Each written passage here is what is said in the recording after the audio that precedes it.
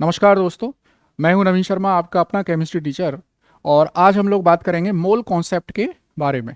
Chemistry का एक बहुत ही इम्पोर्टेंट टॉपिक है। समझ लीजिए कि मोल कॉन्सेप्ट अगर समझ में आ गया तो फिजिकल केमिस्ट्री आपके लिए बहुत आसान बन जाती है। तो सबसे पहले मैं आपको बता दूं कि जो मोल कॉन्सेप्ट है, that concept was given by a scientist Avogadro. Avogadro. और इसीलिए हम लोग मोल को, जो नंबर ऑफ मोल है, हम उसको एवोगैद्रो नंबर भी बोलते हैं। तो हम लोग इसका रिप्रेजेंटेशन कुछ ऐसे करते हैं, एवोगैद्रो नंबर। देखिए, आज की जो हमारी क्लास है उसका जो मेन ऑब्जेक्टिव है वो है मोल कॉन्सेप्ट से रिलेटेड क्वेश्चंस को समझना और उनको सॉल्व करना। थ्योरेटिकल क्लास कम और न्यूमेरिकल क्लास ज़्यादा है ये, ठीक है। तो चलिए, सबसे पहले मैं आपको बता दूं कि डेली लाइफ में हम लोग बहुत सारे कांस्टेंट नंबर यूज़ करते हैं। बहुत सारे कांस्टेंट नंबर होते हैं, जैसे फॉर एग्जांपल हम लोग यूज़ करते हैं पेयर, वन पेयर। आप बहुत अच्छे से जानते हैं one pair is equal to होता है 2 यूनिट। जैसे मैं आपसे बात करूं कि one pair shoes, that means how many shoes, that means 2 unit shoes. मैं आपसे बात करूं वन पेयर पेन, मतलब 2 पेन। तो क्लियरली यहां से हमको ये पता चल रहा है वन पेयर एक कांस्टेंट नंबर है। ऐसे ही वन रिम, REAM, देखिए रिम है ये, दैट मीन्स 500 पेज या 500 यूनिट। या मैं आपसे बोलूं one dozen, one dozen banana, तो that is also a fixed number, that means 12 banana. मैं बोलूं one dozen apple, that means 12 apple. तो डेली लाइफ में हम लोग बहुत सारे कांस्टेंट नंबर यूज करते हैं। अब हमें केमिस्ट्री में एक कांस्टेंट नंबर की जरूरत पड़ी क्यों, उस पर आते हैं हम लोग। देखिए, केमिस्ट्री में हमारे पास बहुत छोटी छोटी यूनिट्स हैं जिनको हम स्टडी करते हैं, जैसे एटम्स, जैसे मॉलिक्यूल। हम लोग अब देखिए एटम क्या है, मॉलिक्यूल क्या है, इसकी एक सेपरेट क्लास होगी। ये केवल मोल कॉन्सेप्ट को समझने के लिए है। एटम, मॉलिक्यूल, आयन, इलेक्ट्रॉन, बहुत और भी माइक्रोस्कोपिक बहुत सारे ऑब्जेक्ट्स हैं केमिस्ट्री में। अब देखिए, हम लोग 1 एटम, 2 एटम, 3 एटम के बारे में बात नहीं करते हैं। हम लोग 1 मोल एटम, 1 मोल मॉलिक्यूल, 1 मोल आयन, 1 मोल इलेक्ट्रॉन, 1 मोल प्रोटॉन, इस बारे में बात करते हैं। तो एक्चुअली में क्यों बात करते हैं, देखिए, अगर आप अपने सिर का एक बाल लें और उसको 1 लाख बार ऐसे, मान लीजिए ये एक सिर का बाल है, आपने इसको 1 लाख बार ऐसे काटा, तो जो 1 लाखवां हिस्सा बचेगा वो एक एटम की साइज की रेंज है। मतलब कितनी, 10⁻⁻10 मीटर। ये एक एटम के साइज की रेंज आती है।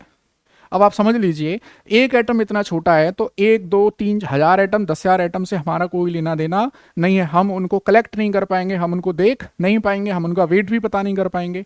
तो एवोगैद्रो ने एक आइडिया दिया कि ऐसा करते हैं, एटम्स के लिए हम लोग एक नंबर फिक्स कर देते हैं। अच्छा, अब ये नंबर आया कहाँ से, इसकी स्टोरी हम लोग किसी अलग वीडियो में, और जहां हम लोग पूरा थियोरेटिकल पढ़ेंगे वहां इसको बताएंगे। अभी के लिए मैं आपको बता दूं, एवोगैद्रो ने जो नंबर हमको दिया, दैट नंबर वाज 6.022 इंटू 10⁻23। ये एक फिक्स्ड नंबर है, ठीक।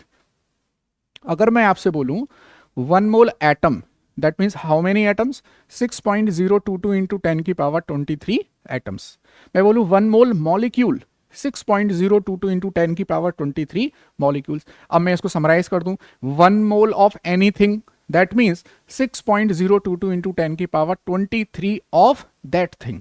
तो एक चीज आपको यहां पे समझ में आ गई कि मोल का नंबर क्या है, मतलब उसकी वैल्यू क्या है। चलिए आगे देखते हैं हम लोग।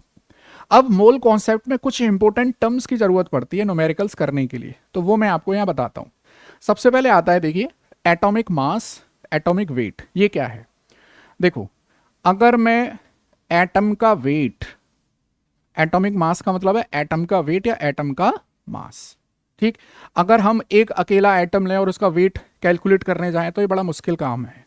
तो क्या किया जाता है, एवरेज एटॉमिक वेट निकाला जाता है, एवरेज एटॉमिक वेट, ठीक। और किसके कंपैरिजन में निकाला जाता है, 1/12 ऑफ कार्बन 12। देखिए, मैं आपको बार बार याद दिला रहा हूं, ये थ्योरेटिकल क्लास वो रेगुलर वाली नहीं है, ये केवल मोल कॉन्सेप्ट को समझाने के लिए मैंने ये डिजाइन की है। तो रिलेटिव एटॉमिक वेट क्या है, बस इतना जान लीजिए कि हम लोग 1/12 ऑफ कार्बन 12 लेते हैं। जैसे आप लोग किसी वेंडर से 1 किलो केला लेने जाएं, तो वो क्या करेगा, एक तराजू के पेन में, पलड़े में, वो 1 किलो का स्टैंडर्ड वेट रखेगा और दूसरे पलड़े में वो केले रखेगा और दोनों को बैलेंस करने की कोशिश करेगा। ऐसे ही अगर आपको एटम का वेट पता लगाना है तो आपके पास एक स्टैंडर्ड वेट होना चाहिए, तो वो स्टैंडर्ड वेट होता है 1/12 ऑफ कार्बन 12। ठीक, तो जैसे मान लीजिए ये एक कार्बन एटम है, इसका वेट है 12 ग्राम, इसके 12 हिस्से कर दीजिए और जो 1/12 ऑफ कार्बन 12 आ रहा है तो उसका वेट कितना आएगा, 1 ग्राम। अब इस 1 ग्राम से कंपैरिजन किया जाता है कि 1 ग्राम से हाइड्रोजन 1 गुना भारी है, तो हाइड्रोजन का वेट हो गया 1 ग्राम। 1 ग्राम से सोडियम एटम 23 टाइम्स हैवी है, तो उसका वेट हो गया 23 ग्राम। अलग पार्ट है, अलग वीडियो बनेगा इस पर, फिलहाल के लिए आ जाइए।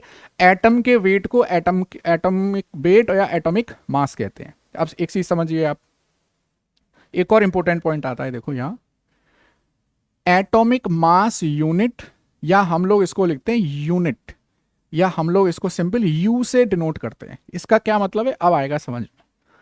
आपके पास मान लीजिए ये सोडियम है, सोडियम का सैंपल है और इसमें बहुत सारे सोडियम के एटम्स हैं।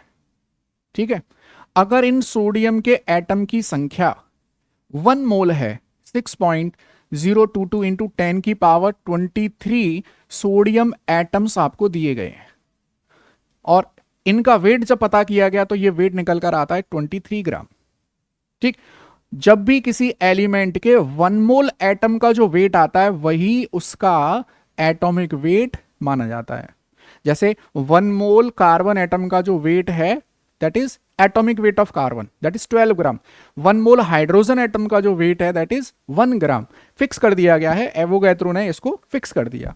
अच्छा, अगर मैं यहां से एक सोडियम एटम का वेट निकालूं, एक सोडियम का वेट, तो कैसे निकाल सकते हैं, बहुत सिंपल है, 23 डिवाइडेड बाई 6.022 इंटू 10 की पावर 23। अच्छा, जब आप इसको सॉल्व करोगे तो ये आएगा 23 इंटू 1.67 इंटू 10 की पावर -24 ग्राम। और ये जो वैल्यू आती है 1.67 इंटू 10 की पावर -24, ये that is equal to 1 AMU। मैं यहां लिख देता हूं 1.67 इंटू 10 की पावर -24 ग्राम। अब मैं आपको देखिए समझाता हूं, ये सोडियम है। अगर सोडियम का एटॉमिक वेट आपको ग्राम में दिया गया है तो इसका मतलब है सोडियम के 1 मोल एटम का वेट आपको दिया गया है। इतने सोडियम एटम का वेट कितने के बराबर है, 23 ग्राम के बराबर है। अगर आपको सोडियम का एटॉमिक वेट AMU में दिया गया है या 23 यूनिट करके दिया गया है, इसका मतलब है कि 1 सोडियम एटम का वेट आपको दिया गया है। आई थिंक अब आपको क्लियर हुआ होगा। जैसे मैं बोलूं कि हाइड्रोजन का एटॉमिक वेट 1 ग्राम है, इसका सीधा सा मतलब है कि 1 मोल हाइड्रोजन एटम का वेट आपको दिया गया है, दैट इज 6.022 इंटू 10 की पावर 23 हाइड्रोजन एटम्स का वेट 1 ग्राम आपको दिया गया है।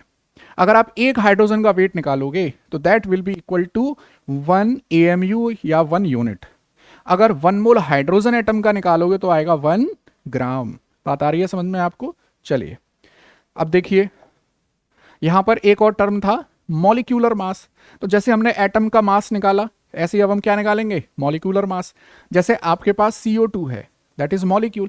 एटम मॉलिक्यूल अभी थोड़ा सा बता दूं, मॉलिक्यूल का मतलब होता है कॉम्बिनेशन ऑफ एटम। जैसे CO2 that is combination of carbon and 2 oxygen atom.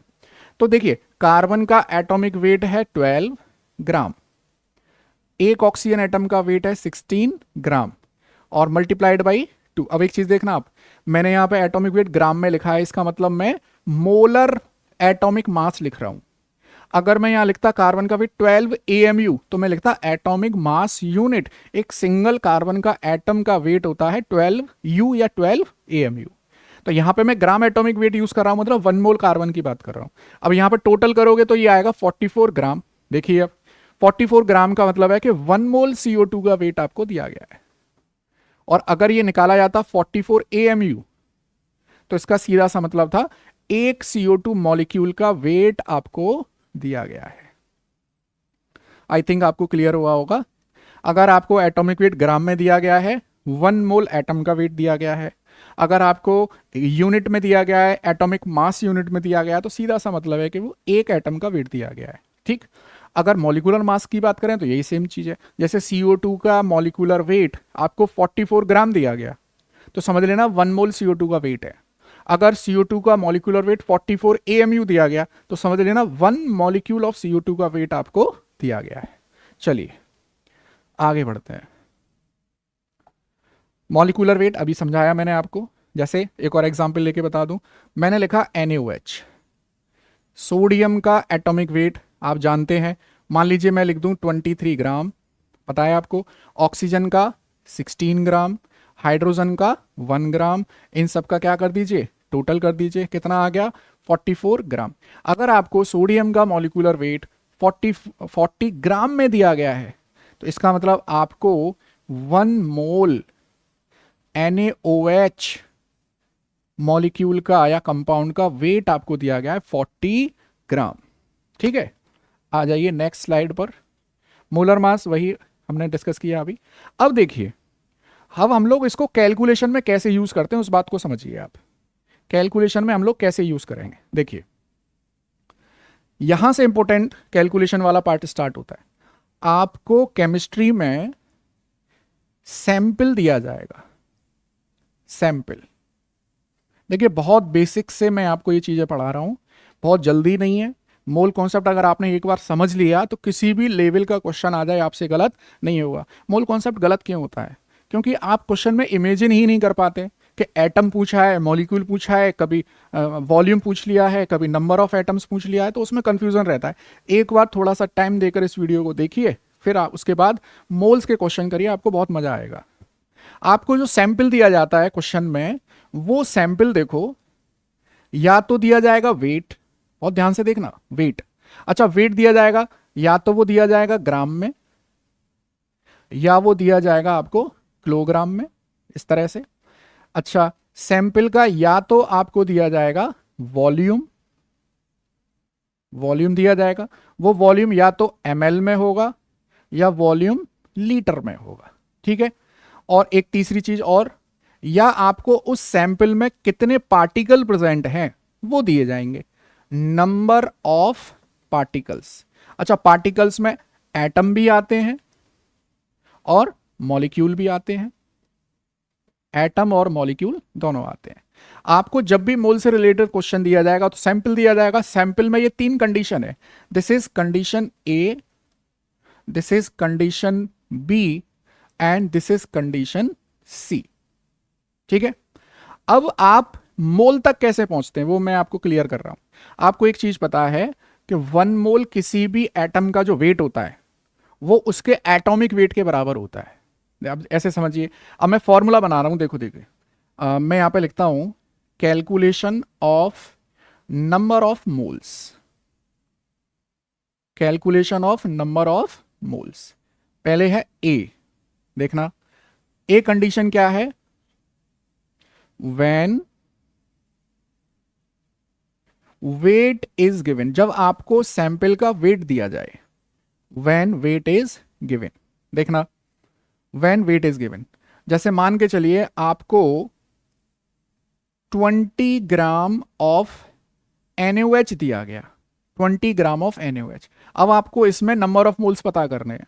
आप ये जानते हो कि 40 ग्राम ऑफ NaOH अगर होता, अभी हमने थोड़ी देर पहले निकाला था, तो इसका मतलब होता कि 1 मोल प्रेजेंट है इसमें। आपको देखिए कुछ कंपाउंड के, कुछ एटम के एटॉमिक वेट याद हो जाएंगे धीरे धीरे कैलकुलेशन करके। तो आपको पता है कि 40 ग्राम होता तो उसमें कितने मोल होते भाई, उसमें होते 1 मोल। अगर 1 ग्राम होता तो कितने होते, 1/40। और अगर 20 ग्राम है तो कितने आ रहे हैं, 20/40। तो देखो फॉर्मूला ड्राइव कर लूं यहां से, given weight in gram divided by molecular weight in gram. बात आई समझ में? तो ये कैलकुलेशन से बच जाएंगे हम लोग, सीधे फॉर्मूले पर आते हैं। देखिए अब मैं आपको सीधा एक फॉर्मूला बताता हूं, जो फॉर्मूला आपको लगाना है। देखिए n is equal to, n is number of moles, given weight in gram. याद रखना, अगर किलोग्राम में भी आपको दिया जा रहा है तो किलोग्राम को किस में बदल लोगे, ग्राम में बदल लोगे। ठीक, n is equal to given weight divided by.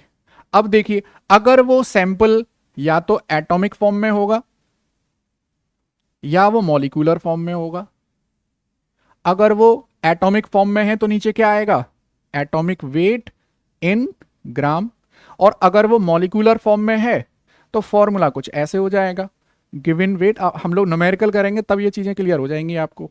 Molecular weight in gram, याद रखना किलोग्राम में दिया जाए तो आप इसको किस में कन्वर्ट कर लोगे, ग्राम में कन्वर्ट कर लोगे। ठीक, ये पहली condition.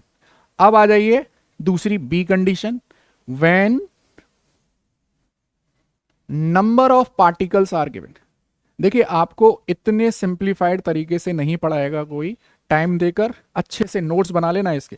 When number of particles are given, आप समझिए इसको, हम ये जानते हैं कि 1 mole particle is always equal to the 6.022 into 10 की पावर 23।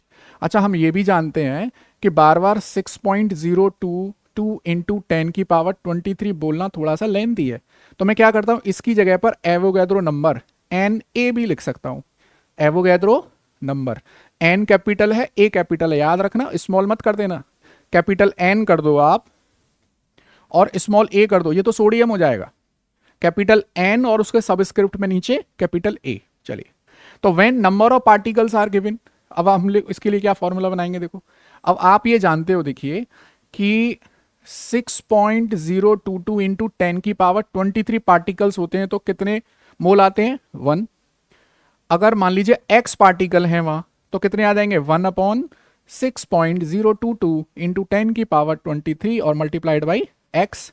तो देखो given particles divided by NA, तो नंबर फॉर्मूला आ गया मेरे पास। देखो given particles, given number of particles divided by NA, Avogadro number, या 6.022 इंटू 10 की पावर 23। चलिए, ये दूसरी कंडीशन। तीसरी कंडीशन पर आ जाइए, सी पर। मैं इसको थोड़ा सा साफ कर देता हूं। चलिए,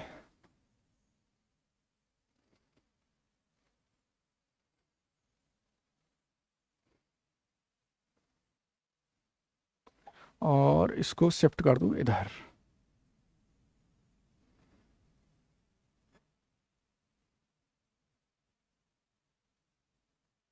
चलिए देखिए, सी कंडीशन क्या है, व्हेन वॉल्यूम इज गिवन। अच्छा, वॉल्यूम, ये बहुत इंपॉर्टेंट पॉइंट है, यहां बच्चे फंसते हैं। वॉल्यूम किसका होना चाहिए, वॉल्यूम गैस का होना चाहिए। व्हेन, इसको मैं थोड़ा सा और करेक्ट कर देता हूं, when volume of gas is given, और कंडीशन याद रखना, at STP, standard temperature and pressure, ये होना चाहिए, मैंडेटरी है ये। अगर स्टैंडर्ड टेम्परेचर प्रेशर नहीं है तो आप ये वाला फॉर्मूला नहीं लगाओगे।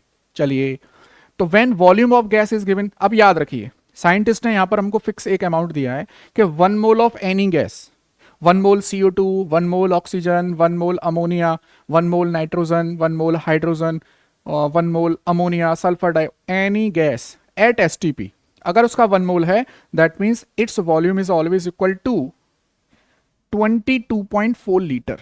बहुत ध्यान से देखिए, 22.4 लीटर 1 मोल गैस का। अब देखिए यहां पे फॉर्मूला ड्राइव करके बता देता हूं। अगर आपको कोई गैस, हमको ये पता है कि 22.4 लीटर अगर किसी गैस का है तो कितने मोल है, 1 मोल।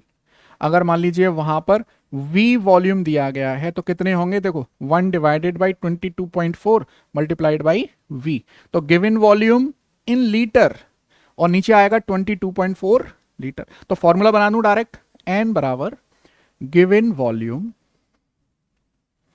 इन लीटर, याद रखना, और नीचे 22.4 लीटर।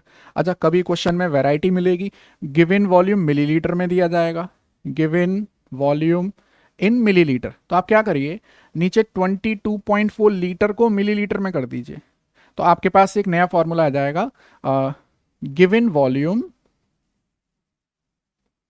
इन ml, और नीचे आ जाएगा 22,400 ml, इस तरह से।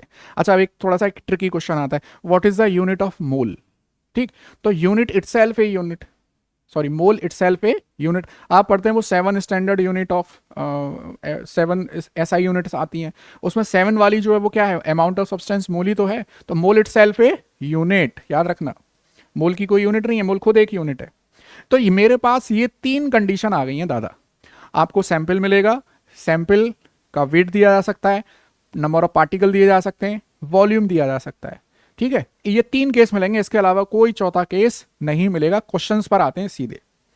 चलिए, पहला है number of moles in 10 gram of hydrogen gas. कितना बेसिक सा 9th क्लास का क्वेश्चन से शुरुआत करी है हमने। तो आप क्या करेंगे, देखो नंबर ऑफ मोल्स निकाल लें और कंडीशन क्या दी गई है, देखो 10 ग्राम ऑफ हाइड्रोजन गैस। अब एक चीज बहुत ध्यान से सुनिए आप, एक चीज बहुत ध्यान से देखिए आप, हाइड्रोजन गैस है और इसका मास वेट दिया गया है, कोई फर्क नहीं पड़ रहा है। अगर हमको वेट दिया गया है तो वेट वाला ए वाली कैटेगरी का फॉर्मूला लगाएंगे, चाहे वो गैस हो, चाहे वो लिक्विड हो, चाहे कुछ भी हो। अगर आपको वेट दिया गया है तो उसका वेट गिवन वेट ग्राम में होगा और जो फॉर्मूला है ए वाला वो लगाएंगे। देखिए, तो एन बराबर फॉर्मूला क्या है, गिवन वेट इन ग्राम, चाहे वो गैस का हो किसी का भी हो, गिवन वेट इन ग्राम।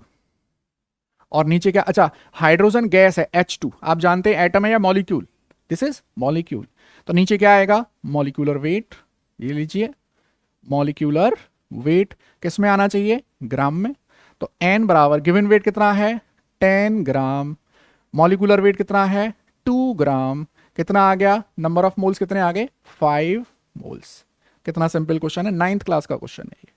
अगला देखिए, find the number of moles, वही सेम उसी तरह का क्वेश्चन। देखो अभी हम लोग मोल कॉन्सेप्ट को समझने की कोशिश कर रहे हैं। अच्छा क्या कंडीशन लगेगी, 88 ग्राम ऑफ CO2, आप समझ लीजिए गैस का वेट दिया गया है तो वेट वाला फॉर्मूला लगेगा, और अगर गैस का वॉल्यूम दिया गया है तो वो C वाला फॉर्मूला लगेगा एट STP वाला। तो यहां पे क्या लगाऊंगा, वही सेम फॉर्मूला है, गिवन वेट इन ग्राम लीजिए, और नीचे molecular weight of CO2 that is 44 gram. Solve कर लीजिए 2 मोल्स। कितना आसान क्वेश्चन है, देखिए आगे बढ़ते हैं। How many moles are present in 180 gram of glucose. अच्छा ग्लूकोज तो सॉलिड ही होता है और उसका वेट दिया गया है तो वेट वाला फॉर्मूला लगाना है। एन बराबर गिवन वेट कितना है 180 ग्राम, नीचे मॉलिक्यूलर वेट कितना है भैया ग्लूकोज का, तो आप इसको कैलकुलेट करेंगे, आप टोटल करोगे तो 180 ग्राम आएगा, तो दैट इज 180 ग्राम। कितने आ गए नंबर ऑफ मोल्स 1 आ गए। ठीक, आगे आइए, calculate moles in 36 gram of water. देख लीजिए वाटर क्या है, लिक्विड। मैं ये बताने की कोशिश कर रहा हूं, वेट चाहे किसी का भी दिया गया हो, गैस का हो, सॉलिड का हो, लिक्विड का हो, वेट आएगा तो वेट का ही फॉर्मूला लगेगा। एन बराबर गिवन वेट 36 ग्राम, मॉलिक्यूलर वेट 18 ग्राम, क्या आ गया, नंबर ऑफ मोल्स 2 आ गए। अगला देखिए, ये अच्छा क्वेश्चन है, यहां से आपको तीनों फॉर्मूले यूज करने का मौका मिलेगा। देखिए you are given a sample, आपको एक सैंपल दिया गया, देखो इस सैंपल में आपने क्या किया है 88 ग्राम ऑफ CO2 गैस भरी हुई। अच्छा CO2 एटम है या मॉलिक्यूल, ये बताइए भैया। यहां पे कॉम्बिनेशन ऑफ एटम है, कार्बन है और 2 ऑक्सीजन एटम आ रहे हैं, तो दैट इज मॉलिक्यूल। इसमें आपको 88 ग्राम CO2 गैस दी गई है, ये गिवन है। अब क्या अगली इंफॉर्मेशन क्या दी है, देखो आपको अगली इंफॉर्मेशन दी है, अगर आप इस सैंपल में से इतने पार्टिकल्स, इतने मॉलिक्यूल्स निकाल लेते हो, कितने निकाल रहे हो भाई, इसमें से -3.011 इंटू 10 की पावर 23 मॉलिक्यूल ऑफ CO2 को आप रिमूव कर रहे हो, ऑफ CO2 को आप रिमूव कर रहे हो। फिर पूछा है calculate how much volume of CO2 is left. अब देखिए वेट से शुरू किया, नंबर निकाले और पूछ क्या रहा है, वॉल्यूम। अब ये पूछ रहा है कि अब जब ये सारा काम हो जाएगा, अब यहां पर इस सैंपल में जो CO2 है उसका वॉल्यूम कितना होगा। एक आपको आइडिया देता हूं, मोल कॉन्सेप्ट से रिलेटेड क्वेश्चन में सबसे आपको जो कुछ भी दिया जाए, एटम दिए जाए, मॉलिक्यूल दिए जाए, वॉल्यूम दिया जाए, कुछ भी दिया जाए, सबसे पहले नंबर ऑफ मोल्स निकाल लीजिए, क्योंकि नंबर ऑफ मोल्स अगर आपने निकाल दिए तो वहां से आप कुछ आगे की कुछ भी हर तरह की कैलकुलेशन आप कर सकते हो। देखिए तो आपको दिया गया 88 ग्राम ऑफ CO2। सबसे पहले मैं इसी पर आता हूं, देखिए 88 ग्राम ऑफ CO2 का मतलब क्या हो गया, आप यहां से नंबर ऑफ मोल्स निकालिए, तो n बराबर आ जाएगा 88 ग्राम divided by 44 gram of CO2। Number of mole कितने आ गए 2। मतलब आपको जो CO2 गैस दी गई है वो कितने मोल दी गई है, वो 2 मोल दी गई है। स्टार्टिंग में आपको जो CO2 गैस दी गई है कितने मोल है, 2 मोल है। देखिए अब इसमें से निकाले क्या गए हैं, देखो 3.011 ए। अच्छा, ये जो नंबर ऑफ पार्टिकल्स दिए गए हैं आप इसमें से क्या निकाल सकते हो, नंबर ऑफ मोल्स निकाल सकते हो। कैसे भाई, given particles divided by N A 6.022 into 10 की पावर 23। देखो 3.011 इंटू 10 की पावर 23 डिवाइडेड बाई 6.022 इंटू 10 की पावर 23 कितना आ जाएगा, 0.5 मोल। देखिए कितना आसान क्वेश्चन है ये। 2 मोल में से आपने कितने मोल निकाल दिए हैं, 0.5 मोल। अब आप ये वाली बात तो हर कोई बता सकता है। अब इस सैंपल में कितने मोल CO2 बची है, 1.5 मोल बची है। अब वॉल्यूम पूछा है, आपको पता है 1 mole of any gas at STP is equal to 22.4 litre. तो क्या आप मुझे 1.5 मोल का वॉल्यूम नहीं बता सकते हैं। देखो तो 1.5 मोल मल्टीप्लाइड बाई 22.4 लीटर, ये आ जाएगा CO2 का जो वॉल्यूम बचा हुआ है। तो हमने मोल सबसे पहले निकालना है। आपको कोई भी किसी भी तरह की कंडीशन दी जाए, सबसे पहले नंबर ऑफ मोल्स निकालने की कोशिश करिए। क्यों करिए, देखो मैं आपको एक आइडिया देता हूं। देखो अगर आप मोल्स निकाल लेते हैं, मोल्स निकालने के बाद, अच्छा मैं इसको थोड़ा सा नीचे लिखता हूं, एक चार्ट बन जाएगा हमको। ये मेरे पास मोल्स आ गए, ठीक है। अब मोल से आप क्या निकाल सकते हैं, आप मोल से गिवन वेट निकाल सकते हो। अगर आपने मोल्स निकाल दिए, कैसे, हमको ये पता है कि 1 मोल इज इक्वल टू होता है, देखो 1 मोल इज इक्वल टू होता है एटॉमिक वेट या मॉलिक्यूलर वेट। अगर x मोल आया आंसर या n मोल आया तो उसका वेट कितना हो गया, n इंटू एटॉमिक वेट। तो इसका मतलब यहां पे क्या करना है, मल्टीप्लाइड बाई एटॉमिक वेट। तो आपको क्या मिल जाएगा, गिवन वेट मिल जाएगा। इसका मतलब है मल्टीप्लाइड बाई, याद रखना मल्टीप्लाइड, ठीक। अगर आपको मोल पता चल गए, ठीक है, आप नंबर ऑफ पार्टिकल्स निकाल सकते हैं। नंबर ऑफ पार्टिकल्स देखिए कैसे, मल्टीप्लाइड बाई Na। आपको पता है 1 मोल में कितने पार्टिकल्स होते हैं, Na।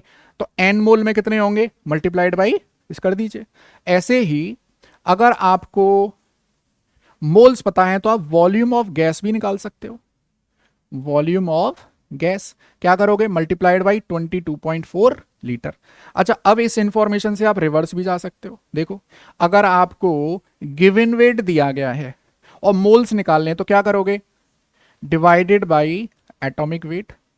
आपको ये चार्ट याद हो गया तो आपको सारे मोल कॉन्सेप्ट समझ में आ गए, समझ लीजिए। गिवन वेट दिया गया है तो एटॉमिक वेट से डिवाइड करो, कहां तक पहुंच जाओगे, मोल्स पे पहुंच जाओगे। ऐसे ही अगर आपको वॉल्यूम ऑफ गैस दिया गया है, डिवाइडेड बाई 22.4 लीटर कर दो तो क्या मिल जाएगा, नंबर ऑफ मोल्स। अगर आपको नंबर ऑफ पार्टिकल्स दिए गए हैं और अगर आप डिवाइडेड बाई Na कर देते हो तो क्या मिलेगा, नंबर ऑफ मोल्स मिलेगा। तो मोल्स एक तिराया है, यहां तक पहुंच जाइए 3 तरीके से और यहां से 3 तरह की इंफॉर्मेशन आप निकाल भी सकते हो। आई थिंक आपको क्लियर हुआ होगा। नेक्स्ट आइए, ये क्वेश्चन देखो, how many moles are 5.6 litre of oxygen gas at STP। हमेशा अगर गैस का वॉल्यूम दिया जाए तो ये चेक कर लेना कि क्या वो STP पर है या नहीं है।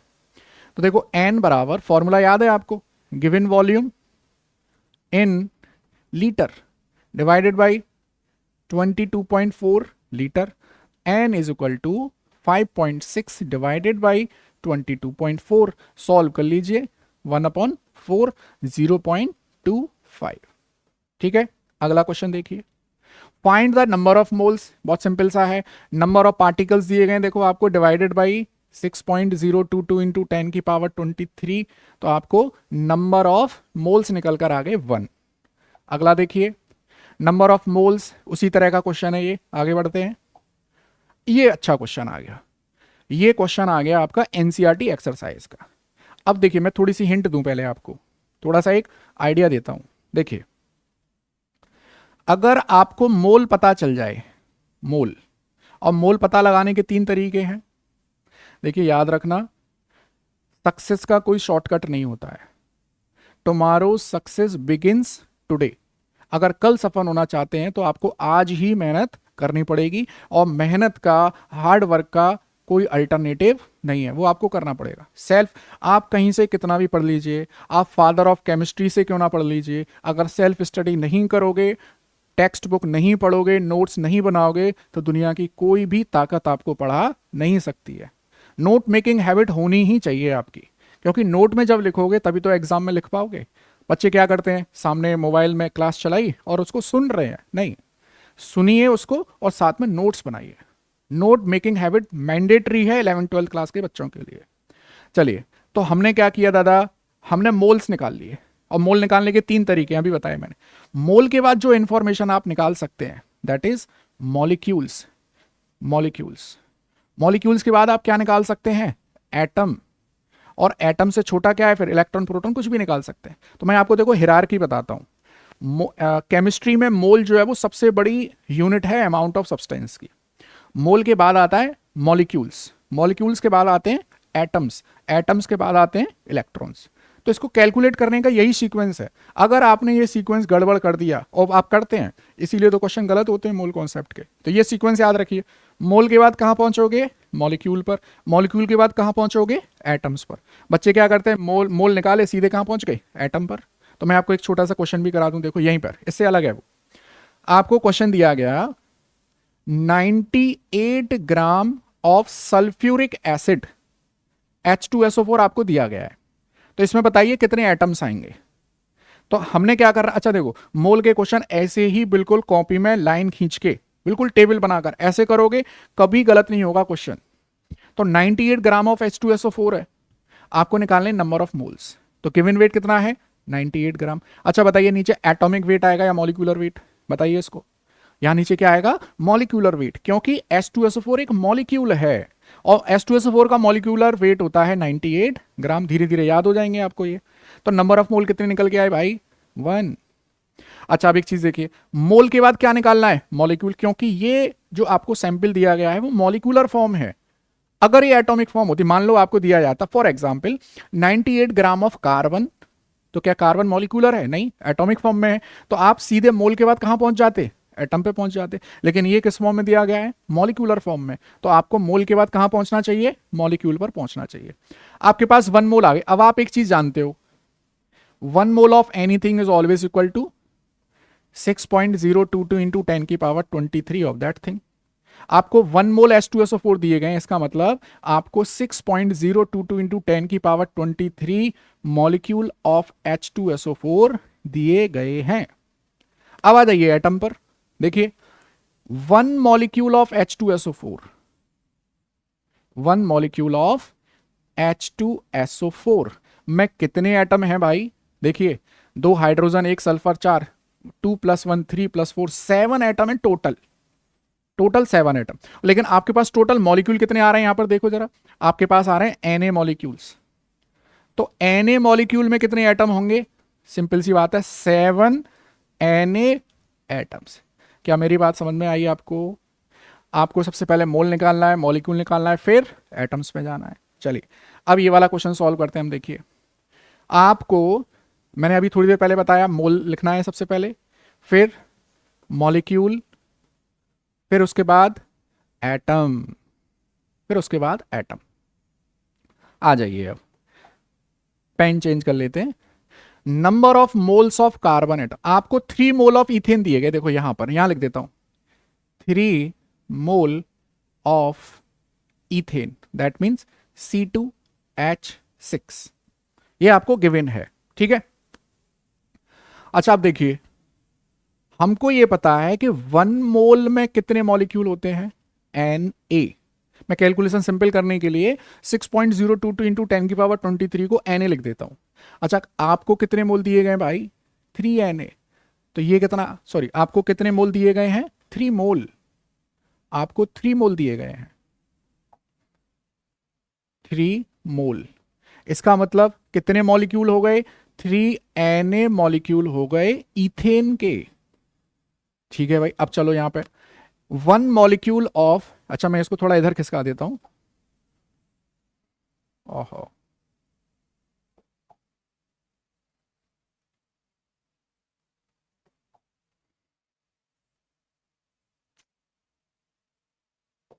चलिए यहीं करते हैं इसको, ये हो नहीं पा रहा है।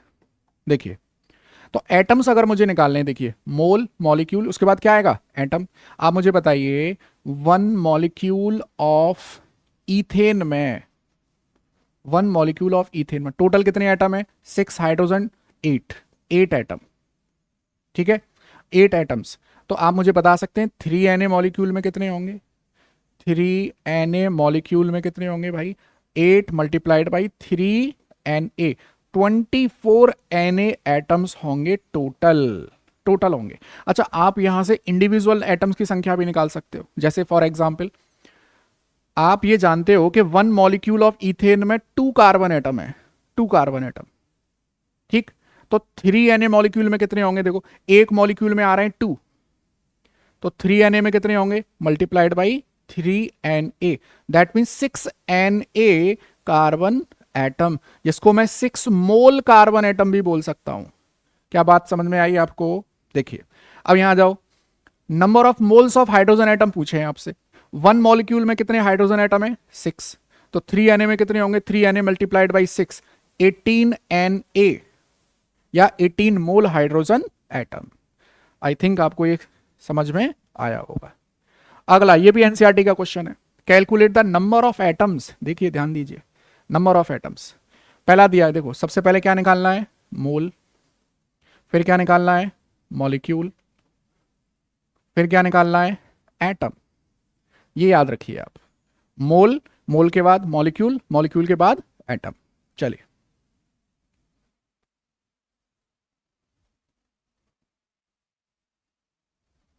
देखिए, मोल, मॉलिक्यूल, एटम आपको दिए गए। देखो, मोल तो पहले दिए गए हैं, एन बराबर 52 मोल्स। अच्छा, आर्गन, आर्गन एटॉमिक फॉर्म में पाया जाता है, तो मोल निकालने का तो मतलब ही नहीं है, सॉरी मॉलिक्यूल निकालने का मतलब ही नहीं है। मोल के बाद सीधे कहां होगे? एटम पर।